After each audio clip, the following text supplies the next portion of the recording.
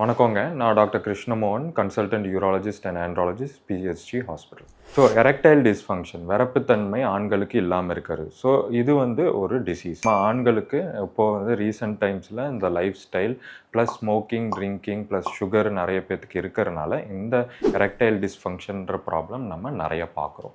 So இந்த erectile டிஸ்ஃபங்க்ஷன்றது ஒரு அறிகுறி. ஸோ இது நம்ம உங்களோட இரத்த குழாய்கள் ப்ளஸ் ஹார்ட் ப்ராப்ளம்ஸ் வரக்கான அறிகுறி.